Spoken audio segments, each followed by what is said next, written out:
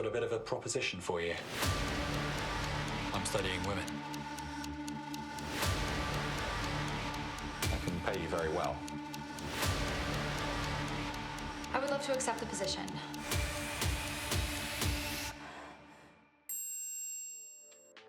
Hi, MyTime. I am here today with Kristen Vaganos.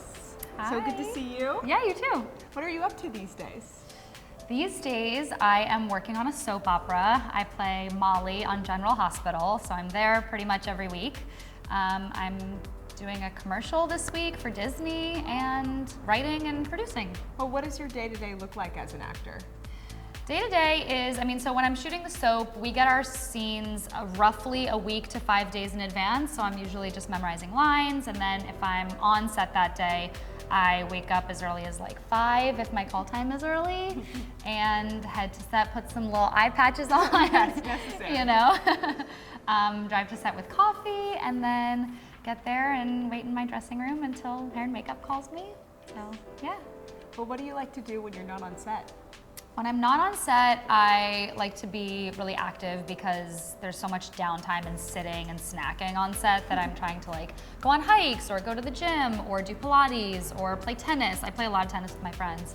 And then just work on other projects. I'm kind of a workhorse. I don't know how to sit still, so yeah. No, you Yeah. can do it all. What creatively do you like to do outside of acting in the industry? I still do a lot of improv comedy, which is fun. So that's kind of like a get me out of my own head thing and just play around with my friends. I am doing a bit more writing these days, so that's also fun and kind of like more of an isolated thing I can just do in between jobs and things. And then trying to watch more stuff. There's so much being shot and coming out that I never end up watching and I miss it. And I want to stay in touch of like what's happening. I totally get that. Yeah, it's too much stuff. It's a lot of stuff. And yet we need to make more. Always Gotta make more. Yeah. What is the scariest part of being an actor? What's the most exciting part?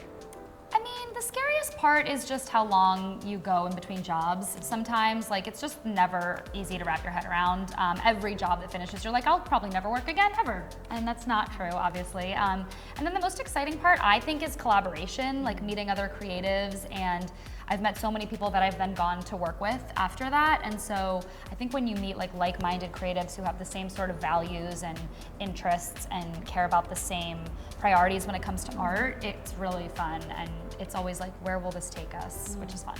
That's amazing. Yeah. Well, what advice do you have to aspiring actors, artists? If you want to follow the way I've done it, my advice is just like say yes to everything, which maybe doesn't work for everybody, but because of what I just said of like you never know who you're going to meet and you're always getting better and learning, so that's advice I would give. And then also like get on set in positions outside of acting so that you can really get a feel for how the entire set works and what the other departments need from you.